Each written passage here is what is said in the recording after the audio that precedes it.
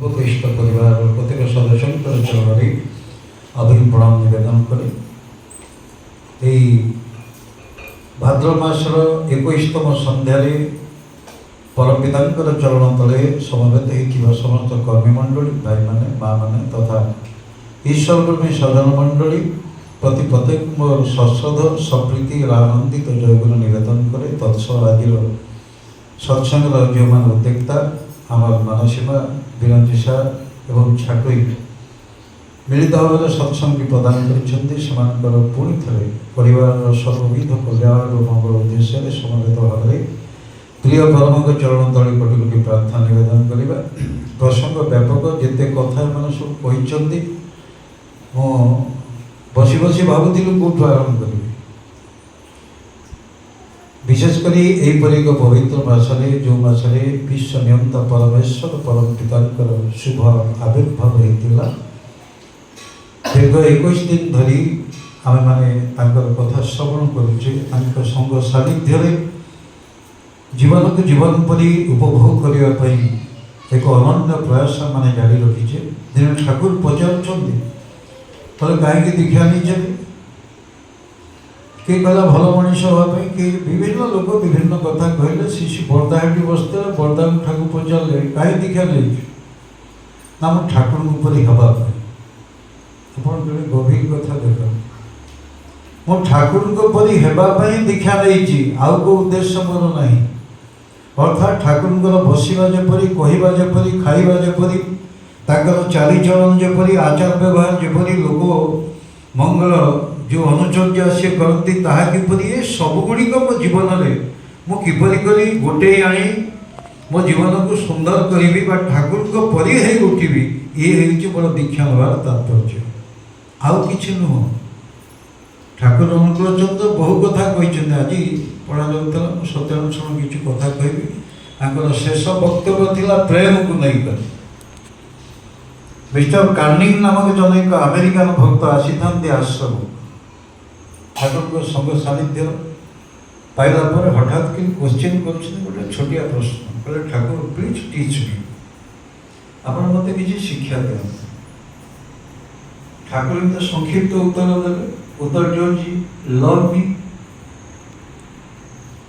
तू मत भल पा पुणी से पचारुंट please tell me how to love you आपन को केमिति भल पाइबे मत टिके कहतु। ठाकुर कहले लव क्या teach you how to love me माने केते सुंदर व्याख्या पुरुषोत्तम लव क्या teach you how to love me. तेणु लव संपर्क में आप जानते लव शब्द आम जिते सब इंग्रेजी शब्द अच्छी सब इंग्रेजी सार मैंने अच्छा जानते केवे समय पाइले कि इंग्रेजी साहित्य को लेकर आलोचना करे जेते सब इंग्रेजी आपण मैंने देखुंट ये सब गुड़िक ही संस्कृत जाइए संस्कृत ग्रीक बा लाटिन कन्वर्सन होपर इंग्रेजी से रूपांतरित होती। तेणु मूल भाषा ही है संस्कृत भाषा ये हूँ आर्य मानकर भाषा आउ आर्य भाषा आप देखिए लव जो इंग्रेजी शब्दटी अच्छी तार मूल संस्कृत धातु रूप हूँ लोभ धातु। संस्कृत जो मैंने पढ़ी थे लभ्यते लभ्यताम लभ्यंतु इत्यादि इत्यादि लोभ माने प्रलुब्ध हवा। संत कबीर गोटे सुंदर दोहार कहते प्रेम प्रेम सब कोई कहता है प्रेम जाने ना कोई अष्ट प्रहर गुरु में लगन प्रेम होता है वही। प्रेम परिभाषा नहीं अष्ट प्रहर दिन को राति की मिसिकी जो 8टा पहर अष्ट प्रहर गुरु में लगन जे गुरु को पाखे लगिक अच्छी से प्रेम कर सत्यानुसरण शिशु ठाकुर कहते भक्तिर गाढ़त्व ही प्रेम।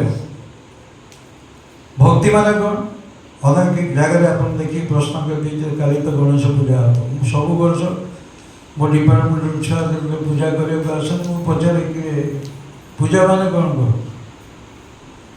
विभिन्न उत्तर जहाँ जानी सब बहु बड़ बड़ विद्वान मान पूजा शब्द अर्थ पचार देखिए विकृत व्याख्यान से शिशु ठाकुर सबूर मूल कारण को धरई तार धातु स्वरूप धातु रूप को आग धरई पूजा अच्छी पूज धातु पूज माने संवर्धना संवर्धना भाषा भितर अच्छी सम उपसर्ग ଧା ଧାତୁ ଅର୍ଥଣା ଶବ୍ଦ ପ୍ରୟୋଗ ହୋଇଛି। ସମ୍ୟକ ଭାବରେ ଯାହା ମଣିଷର ନିରନ୍ତର ଗତିଶୀଳତାକୁ ଧାରଣ କରେ ତାହିଁ ହେଲା ସମ୍ବର୍ଦ୍ଧନା। ଅତି ସୁନ୍ଦର ବାକ୍ୟ, ପଦକେରେ ଉତ୍ତର ଯୋଡ଼ିବ। ଆଉ କିଛି କହିବେ, ପୂଜା ମାନେ ସମ୍ବର୍ଦ୍ଧନା କରିବ। ଅର୍ଥାତ୍ କାଲି ତ ମୁଁ ଗଣେଶଙ୍କ ଉପରେ କହିବି, ନିଶ୍ଚିତ ଭାବରେ ପ୍ରତିପଦେ ଖବର ଦେବେ। ଏକ ଭାରତୀୟ ସଂସ୍କୃତିର ଆର୍ଯ୍ୟ ସନାତନ ଧର୍ମର ସିଏ ହେଉଛନ୍ତି ବିଘ୍ନନାଶନ। ଆଦ୍ୟ ଗୁରୁ ଭାବରେ ତାଙ୍କୁ ପୂଜା କରାଯାଏ। କାହିଁକି କରାଯାଏ? ତାଙ୍କ ସମ୍ପର୍କରେ ଶିଶୁ ଠାକୁରଙ୍କର ଯାହା ଉକ୍ତି ତାକୁ ଭିତ୍ତି କରି କାଲିର ଆଲୋଚନା ତାରି ଉପରେ କେନ୍ଦ୍ରାୟିତ ହୋଇ ଉଠିବ।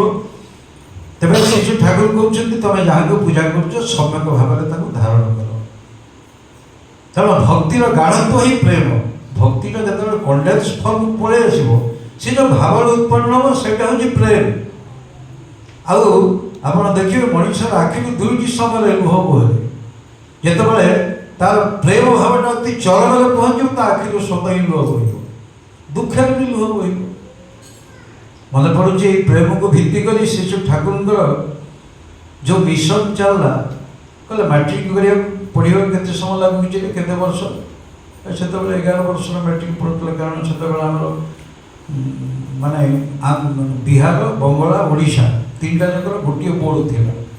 ଅବଶ୍ୟ ଆମେ ସେଥିରୁ ମୁକ୍ତ ହୋଇଥିଲୁ। ଆମେ ଯେତେବେଳେ ପରୀକ୍ଷା ଦେଇଥିଲୁ 78ରେ, ସେତେବେଳେ ଉତ୍କଳ ଆମର BSc board of secondary education ଚାଲିଥିଲା। ତା ପୂର୍ବରୁ କିନ୍ତୁ ତିନିଟା ଯାକ ବୋର୍ଡ଼ ଥିଲା। ଠାକୁର ପଚାରିଲେ କେତେ ବର୍ଷରେ ମାଟ୍ରିକ ପିଲାମାନେ ପଢ଼ୁଛନ୍ତି? ସମସ୍ତେ କହିଲେ 11 ବର୍ଷ ମାଟ୍ରିକ ପାସ୍ କରିବାକୁ। ଠାକୁର କହିଲେ ଏତେ ବର୍ଷ କାହିଁ ଲାଗୁଛି? କହିଲେ ୟାଠୁ ଆଉ ସହଜ ନାହିଁ।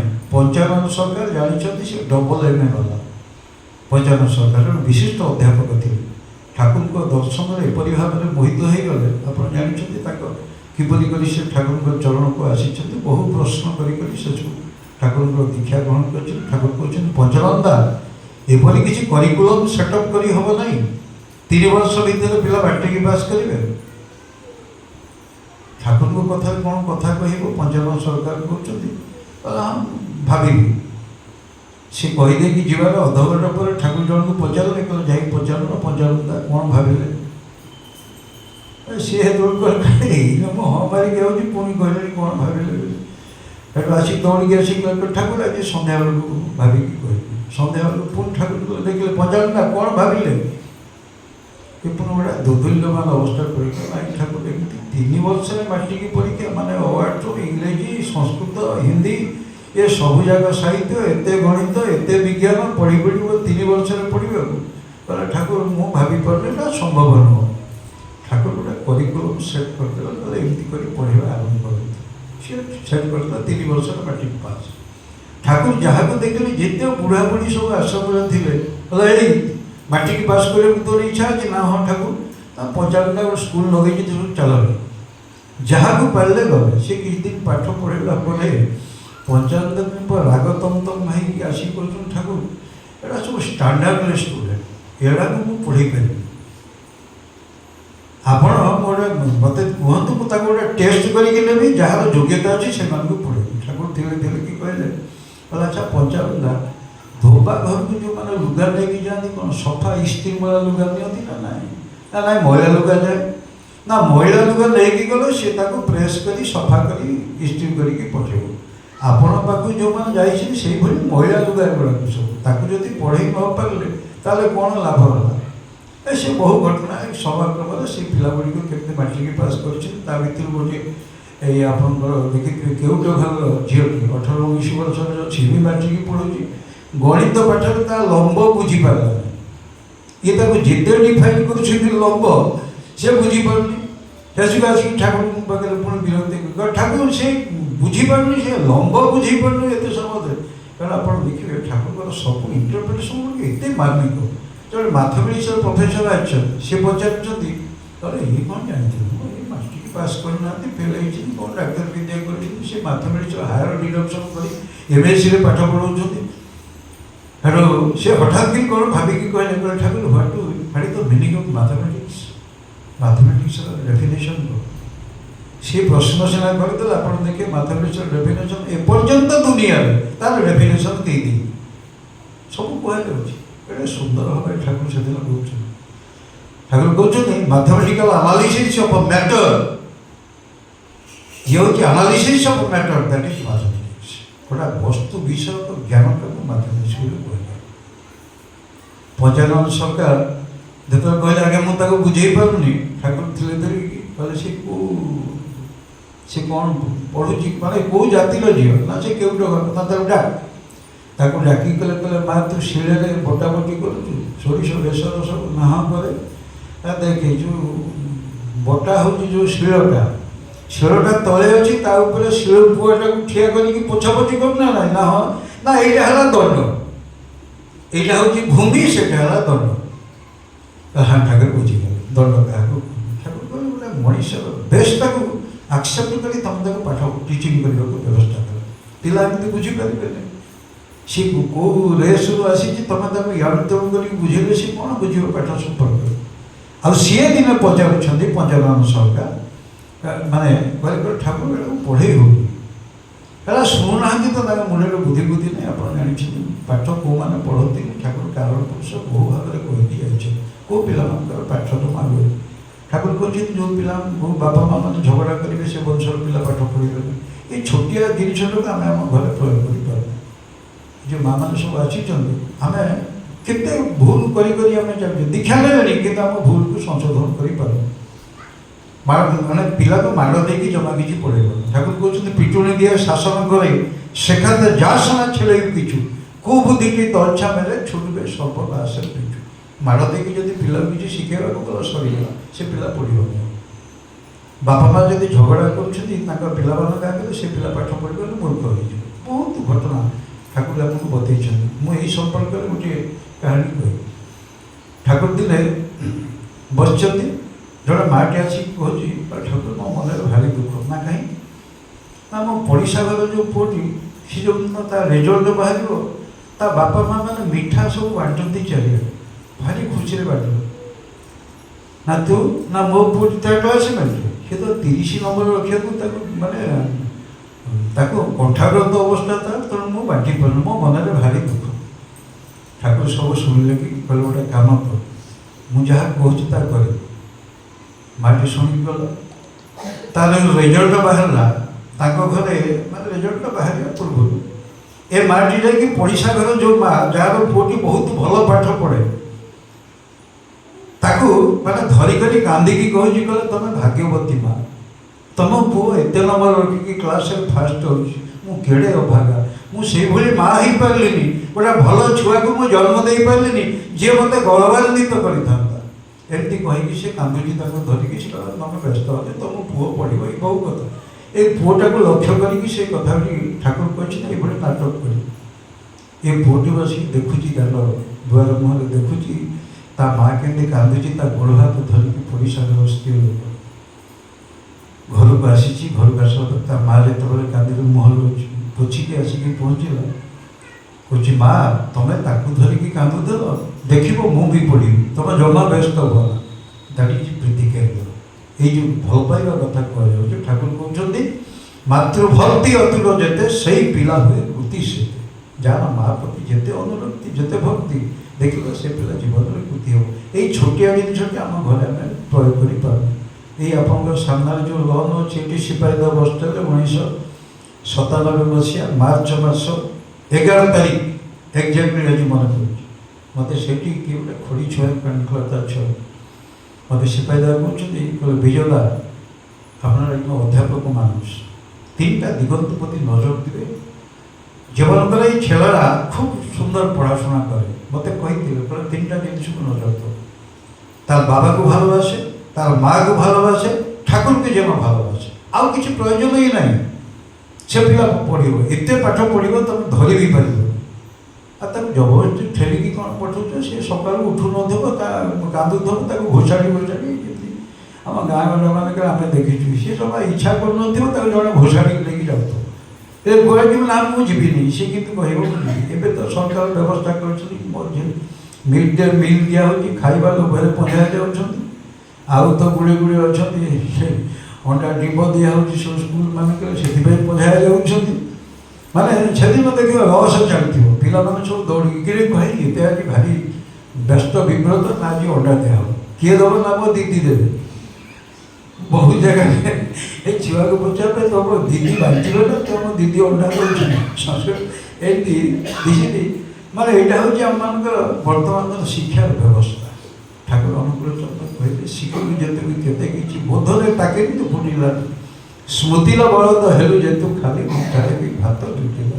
ଏ ଶିକ୍ଷାକୁ ନେଇକି ବହୁ କଥା ଆଲୋଚନା କରିହେବ, କାରଣ ତାକୁ ଭିତ୍ତି କରି ଜୀବନ ସାରା ମୁଁ ଯାହା ତର୍ଜମା କରିଛି ଦିନ ଦିନ ମୁଁ ଆଲୋଚନା କରିଚାଲି এই শিক্ষা প্রসঙ্গরে ঠাকুরଙ୍କର ଯାହା କୁହାଯାଏ। ସହଜ ଭାଷାରେ ଠାକୁର କହିଲେ ଶିକ୍ଷା ଶବ୍ଦଟି କେଉଁଠୁ ଅଛି? ଶକ ଧାତୁ। ଶକ ମାନେ ଶକ୍ତି ଓ ସାମର୍ଥ୍ୟ, ଅର୍ଥାତ୍ ଯାହା ଆହରଣ କଲେ ମଣିଷର ଶକ୍ତି ବୃଦ୍ଧି ହେବ, ସାମର୍ଥ୍ୟ ବୃଦ୍ଧି ହେବ, ତାହା ହେଉଛି ଶିକ୍ଷା। ଆମେ କେଉଁଠି ଶକ୍ତି ସାମର୍ଥ୍ୟ ଆମେ ବୃଦ୍ଧି କରୁଛେ? ଆମେ ତ ତାକୁ ଏଜୁକେସନ୍ ନାଁ ଦେଇଦେଲେ। ଠାକୁର କହିଲେ ଏଜୁକେସନ୍ ଅଛି ଏଜୁକେୟାରୁ, ତାର ମିନିଂ ହେଉଛି ଡିଫରେଣ୍ଟ। ଭାରତବର୍ଷର ଶିକ୍ଷା ବ୍ୟବସ୍ଥା ଆହୁରି ବ୍ୟାପକ। ଏଠି ମଣିଷ ଶିଖିବ, ପୁଣି କେତେକ କୁହନ୍ତି ଶିଖ ଧାତୁରେ ଅଛି। ଶିଖ ମାନେ ଶିଖିବା, ମୁଁ ଶିଖିବି, ପ୍ରାକ୍ଟିକାଲ ନଲେଜ ମୋ ଜୀବନରେ ଆହରଣ କରିବି, ତାଇ ହେଉଛି ଏଜୁକେସନ୍। ଠାକୁରଙ୍କ ସମୟର ଘଟଣା, ଠାକୁରଙ୍କର ଏଇ ଶେଷ ସମୟ ଆପଣ ଜାଣିଛନ୍ତି ଯେତେବେଳେ ଠାକୁରଙ୍କର ମାନେ ସମୟ ବୋଧହୁଏ 68 ମସିହା ବେଳକୁ ପଚାରି ଚାଲିଲେ, পচারলে বলে কৃষ্ণদা আমাকে আমার 80 বয়স কবে হবে? বলতো 80 বর্ষ কেবে হবে না ঠাকুর এই বর্ষ হয়ে যাব। আপনার জানিছেন সবু বাণী 10,392 গদ্য বাণী। এই গদ্য বাণী যেতিকি দিয়েছেন জনে লোক যদি খালি পড়া আরম্ভ করে গোটা জীবন তার সরিযোগ সারিপার। কৌশি গদ্য বাণীকে আপনার মানে তর্জমা করবে তো এই সাহিত্যিক পরিভাষা মানুষ চিন্তা বি করে পাখাপাখি 9,000 পদ্য বাণী দিয়েছেন। এই ওড়িয়া ঠোকরমালী ভাবে ঠাকুর এমতি কথা আর প্রতি বাণী পছরে গোটিয়ে ঘটনা আছে। সে ঘটনাকে লোক মানে উন্মোচন করে পারবে না। পাখাপাখি 4,000 ইংরেজি বাণী, 22 খণ্ড আপনার আলোচনা প্রসঙ্গে, নানা প্রসঙ্গে, কথা প্রসঙ্গে কেতে কথা ঠাকুর কহিকি যাইছেন।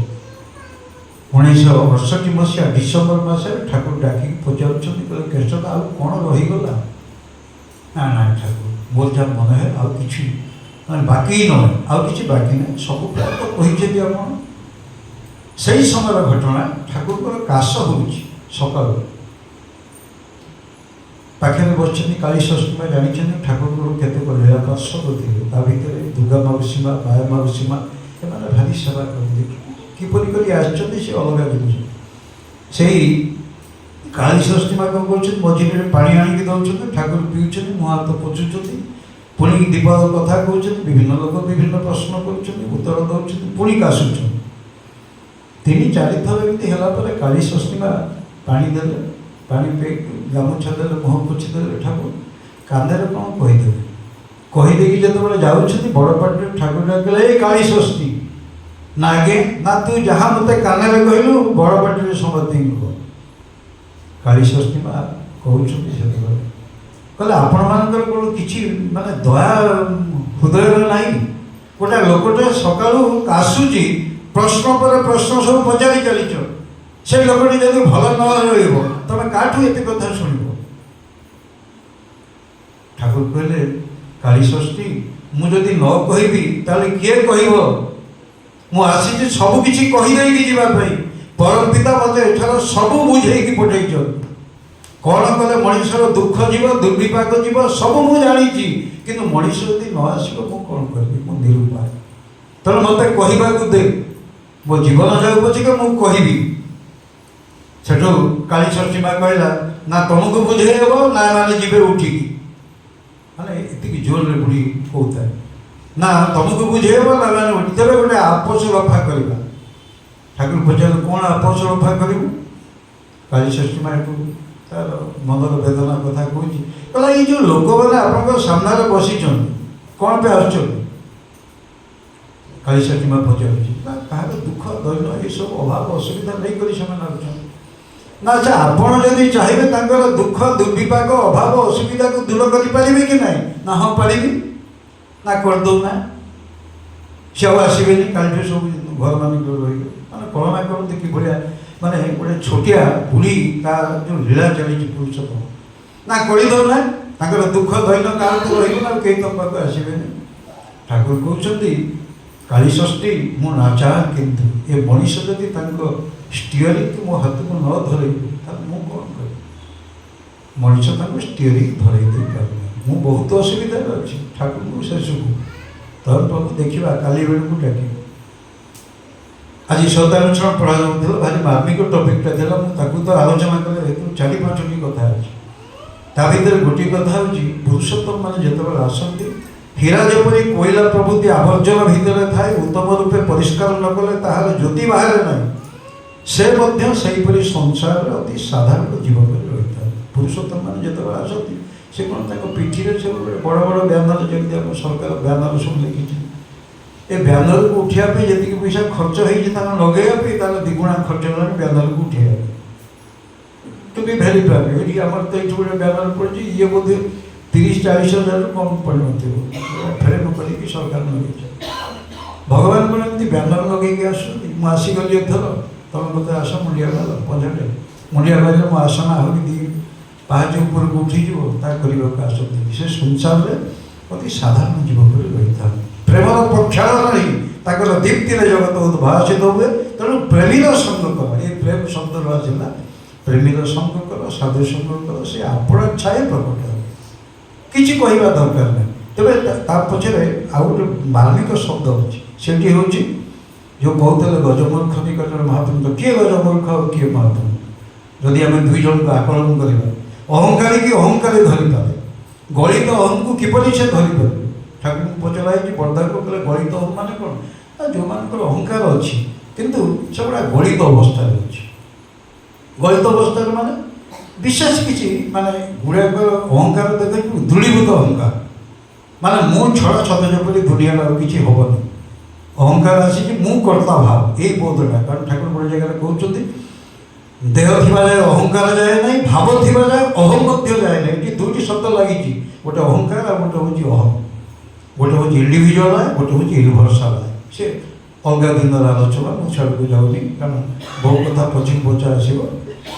ତେବେ ଠାକୁର ଅନୁକୂଳ ଚନ୍ଦ୍ର ଏଇଠି ଗୋଟେ ଶବ୍ଦ ଲାଗିଛି, ଦେଖିବେ ସତାନୁସରଣ ଶେଷ ପଂକ୍ତିଟି, ଶେଷ ଧାଡ଼ିଟି ହେଉଛି, ତାହା ଏହିପରି ଭାବରେ ବର୍ଣ୍ଣନ କରିଛନ୍ତି। ତାକୁ ନିଜ ହାତ କାଟ କଲମରେ ଶିଶୁ ଠାକୁର ଲେଖିଦେଇ କରି ଯାଇଛନ୍ତି। ଏହି ଅହଙ୍କାରକୁ ଭିତ୍ତି କରି, ବିଶେଷ କରି ହୀରା ଯେପରି କୋଇଲା ପ୍ରଭୃତି ଆବର୍ଜନାର କଥା କହିଲେ, କିନ୍ତୁ ତା ପୂର୍ବରୁ ଆଉ ଯେଉଁ ଲାଇନ୍ଟି ଇମ୍ପୋର୍ଟାଣ୍ଟ ଲାଇନ୍ ଆଜିର ସତ୍ୟାନୁସରଣ ପାଠ କରାଯାଉଥିଲା, ଆଉ ସେଇଟା ହିଁ ହେଉଛି, ସେ ଦୀନତା ରୂପକ ମେଣ୍ଢା ସିଂହରେ ଖଣ୍ଡ ବିଖଣ୍ଡିତ ହୁଅନ୍ତି। ଆମେ ସମସ୍ତେ ପଢ଼ୁଥିଲୁ, ଯେ ସତ୍ୟାନୁସରଣକୁ ପଢ଼ି ଦେଉଛି, କିନ୍ତୁ ଥରେ ଜଣେକି ଭାବିକି ଦେଖୁ, ଦୀନତା ମାନେ କ'ଣ? ବିନମ୍ରତା ବୋଲି କୁହାଯିବ। ଦୀନ ମାନେ ଦଳିତ, ଦୀନ ମାନେ ବିନମ୍ରତା। ସେ ଦୀନତା ରୂପକ ମେଣ୍ଢା ସିଂହରେ ଖଣ୍ଡ ବିଖଣ୍ଡିତ ହୁଅନ୍ତି। ଏଠି ଗୋଟେ ଆଡଜେକ୍ଟିଭ ଲାଗିଛି, ମେଣ୍ଢା ସିଂହ। କାହିଁ କ'ଣ ଦୁନିଆରେ ମେଣ୍ଢା ସିଂହଟାର ଟାଣୁଆ ସିଂହ ନଥିଲା? ଠାକୁର ଏଠି କାହିଁକି ଦୀନତା ଶବ୍ଦ ସହିତ ତୁଳନା, ଗୋଟେ ଆଡଜେକ୍ଟିଭ ଲଗେଇଛନ୍ତି, ମେଣ୍ଢା ସିଂହ ସହିତ କାହିଁକି ତୁଳନା କରିଛନ୍ତି? କହି ସହଜ ଉତ୍ତର ସେ ବର୍ଦ୍ଧା କହୁଛନ୍ତି, କହିଲେ ଦେଖିବ, ହୀରାକୁ କାଟିବା ପାଇଁ ଦୁନିଆରେ ଏପର୍ଯ୍ୟନ୍ତ କୌଣସି ମେଟାଲ ନାହିଁ ତିଆରି। ଯେଉଁ ହୀରା କଟିଂ ହେଉଛି ଆପଣ ଜାଣିଛନ୍ତି, ସୁରାଟରେ, ସୁରାଟରେ ଗୋଟେ ବଡ଼ ସହର ଏଠି ହେଉଛି, ସୁରାଟରେ ଯାହାକୁ ଆମେ କହୁଛେ ଢୋଲେରା ସିଟି, ଏକଦମ ଆଡ଼ଭାନ୍ସ ସିଟି କରାହେଉଛି ସରକାରଙ୍କର। ସବୁଠାରୁ ଦାମିକା ସିଟି ସେଟା ହେଉଛି ଢୋଲେରା। ସେଇ ସୁରଟ ସହରରେ କରାଯାଇଛି, ଗୋଟେ ନୂଆ ସିଟି ହେଇଛି। ସେ ସବୁ ଆଡ଼ଭାନ୍ସ ସିଟି। ଆପଣଙ୍କର ଲାଇନ୍ କଟିଗଲେ କାହାକୁ କହିବା ଦରକାର ନାହିଁ, ଅଟୋମେଟିକାଲି ଆଲାର୍ମ ତାଙ୍କର ହେବ, ଏଇ ଲୋକର ଏଇ ଘର ଏଇ ଫ୍ଲାଟ୍ ନମ୍ବରରେ ଲାଇନ୍ କରିଛି। କେଉଁଠି ପାଣି ଜମିଗଲେ ଅଟୋମେଟିକାଲି ଖବର ପଳେଇବ, କେଉଁଠି ନିଆଁ ଲାଗିଗଲା କିଛି କାହାକୁ କହିବା ଦରକାର ନାହିଁ, ନୋ ଟେଲିଫୋନ୍ ୟୁଜ୍, ଖବର ପଳେଇବ। ଏପରି ଆଡ଼ଭାନ୍ସ ସିଟି କରାହେଇଛି ଢୋଲେରା ସିଟି। ସେଇ ସିଟି ସେଇଠାରେ କରାଯାଉଛି ଆପଣଙ୍କର ସୁରାଟ ସହରରେ ଡାଇମଣ୍ଡ କଟିଂ ସବୁ ମେସିନ୍ ଲାଗେ। କୌଣସି ମେସିନ୍ର ଏପର୍ଯ୍ୟନ୍ତ ପାୱାର ନାହିଁ ଗୋଟେ ଡାଇମଣ୍ଡ ହୀରାଟାକୁ କାଟିବା ପାଇଁ। ସେଥିରେ ଗୋଟେ ମେଣ୍ଢା ସିଂହର ଛୋଟିଆ ପାତ୍ରଟିଏ ଲାଗେ। ଆପଣ କଳନା କରନ୍ତୁ ଠାକୁର କିପରି ସୁନ୍ଦର ଭାବରେ ସାହିତ୍ୟିକ ସଂଯୋଜନ ହେଇଛି। ହୀରାକୁ ଯେପରି କୋଇଲା ପ୍ରଭୃତି ଆବର୍ଜନା ଭିତରେ ଥାଏ, ଉତ୍ତମ ରୂପେ ପରିଷ୍କାର ନ କଲେ ତାର ଜ୍ୟୋତି ବାହାରେ ନାହିଁ, ସେ ସଂସାର ଅତି ସାଧାରଣ ଜୀବ ପଡ଼ିଥାଏ।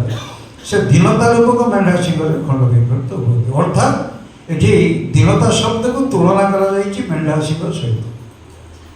ଅନ୍ୟ ସିଂହ ତାଠୁ ଟାଣୁଆ ଅଛି, କିନ୍ତୁ ମେଣ୍ଢା ସିଂହ କହିବାର ଉଦ୍ଦେଶ୍ୟ, ହୀରା ଯେପରି ଆପଣଙ୍କର ମେଣ୍ଢା ସିଂହର ସରୁ ପାତିରେ କଟିଂ ହେଇଯାଏ, ଠିକ୍ ସେହିପରି ଭାବରେ भगवान को निकट तुम दिन हाँपाई पड़े दिन हवा अर्थ नुह अपरिच्छन्न सारा मु तो दिन मु दुखी ये सब जिन कथा ठाकुर प्रसाद देना बहु कथा मन को आसूला तेज ता भर आउ गोटे गुरुत्वपूर्ण सारी कथाटी कही सारिदेवी ता हूँ गोटे सत्संगी जदि पचरा जाए तार ट्रेडमार्क कौन हम आप देखिए प्रति प्रोडक्टर गोटे ट्रेडमार्क थाए जिते सब जिन बजार किणिक आन लिरी साबुन है अमुक साबुन है तापर गोटे व्यावसायिक चिन्ह थी कहते ट्रेडमार्क से चिन्ह को देखिए आप कहीदेवे से चिन्ह को आगे व्यवहार करें यहाँ मन रखिए जेहतु अमूल बहुत कम लोग जानते अमूल माने कौन मोर पिला पाठ पढ़ेला बेले सब कहे पचारे अमूल माने कौन ना सर अमूल माने क्षीर तो क्षीर गुंड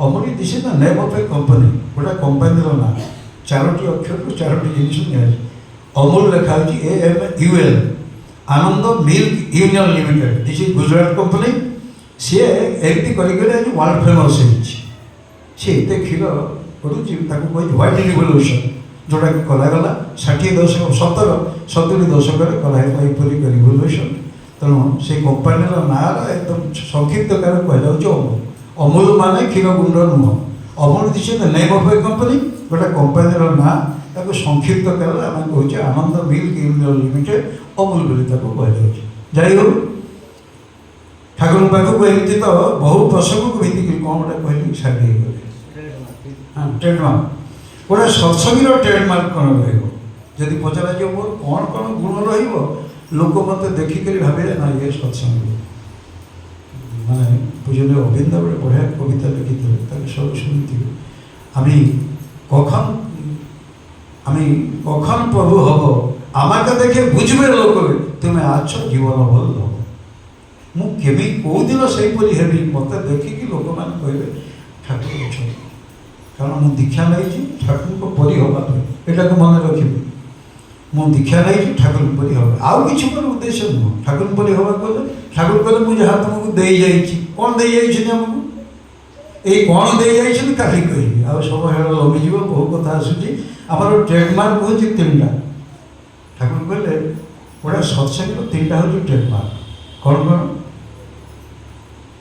एकानुरक्ति तीव्रता और क्रमागति नहीं जीवन सार्थकता और सौंदर्य मुझे एक प्रति अनुरक्त है ये मोर ट्रेडमार्क देखिए लोग खाली दले भाई जन को याचन करी ना कहले भूल हो सब तो सही सब सही विश्व दुनिया ठाकुर 54 मसीह गोटे कथा कहे शुण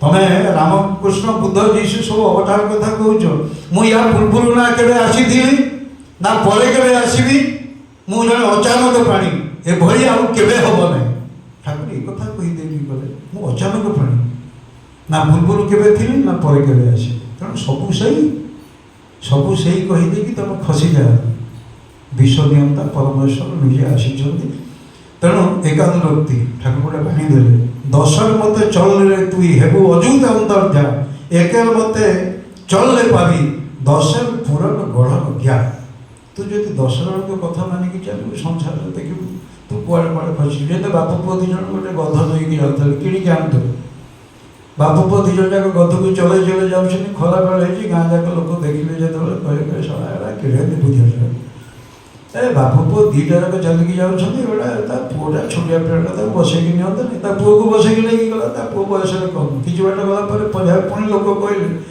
देखल केड़े पिलाटा है तो बोपा बुढ़ा बोपा चलिकी जाऊँ तू गोटे आनंद बसिकी जाऊँ शेष बापा कहले बापा तू बसे मु ओह्लैकी जाऊँ बापा बसला घटे से तले बसला कि बाट गला पुणी लोक कहले सड़ा देखल कि अजब घटना है बुढ़ाटा बसिकी जाऊँ छुआटा को चलैकी लेकिन जाऊँ शेष को 2 जन जाक कहे चलो चलिकी जा 2 जन जाक चलिकी गले शेष को कहे सड़ा गधुटा अच्छी शेष को 2 जन जाक चलिकी चला बुद्धि ना बापा पुओ 2 जन जाक गोटे बाउंश उठे आए गध को गोड़ को बांधिले कहले तू आगे कांधा मु पछे कांधा सड़ा क्या कथा करी मुझे से लोग को काम है कहना नहीं कि लोग वही कहते गोटे गीत अच्छे हिंदी सिनेमा गीत लोक तो एमती कहे कारण लोक काम है कह आम काम हो आम कहना ना आम कथा को अनुशासन को मानिक निरंतर चलवा तार भर जीवन सार्थकता आगामी काली ଆପଣଙ୍କର ହଟିଆ ପଡ଼ି ଜାଣିଛନ୍ତି ଆମର ସେ ଯେଉଁ ଛକ କୌଣସି ଛକଟା ବାଘେରିଆ ଛକରେ ଜଷ୍ଟ 300 ମିଟର ଆଗକୁ ଗଲେ ଏକଦମ ମେନ୍ ରୋଡ଼ ଉପରେ ସତ୍ସଙ୍ଗ ପୁନଃ ପୃଷ୍ଟି କଲେ ବହୁତ ସଂଖ୍ୟାରେ ଯୋଗ ଦେବେ। କାଲି ଏକ ବିଶେଷ କଥା ପ୍ରସଙ୍ଗରେ ଏ ଗଣେଶଙ୍କୁ ନେଇକରି ଶିଶୁ ଠାକୁର ଯାହା କହିଛନ୍ତି ତାକୁ ଭିତ୍ତି କରି ମୁଁ କିଛି ଆଲୋଚନା ରଖିବି। ଅନ୍ୟ ଯେଉଁମାନେ ଆଲୋଚକ ଯାଇଥିବେ ଚେଷ୍ଟା କର କିଛି ସଂଗ୍ରହ କରି କାଲି ଦିନଟି ନିଶ୍ଚିତ ଭାବରେ ମଧ୍ୟମ କରିବା ଉପଭୋଗ କରିବା ଏହି କାମନା କରି ମୁଁ ମୋର ବକ୍ତବ୍ୟକୁ ବିରାମ କରୁଛି। ଜୟ ଗୁରୁ।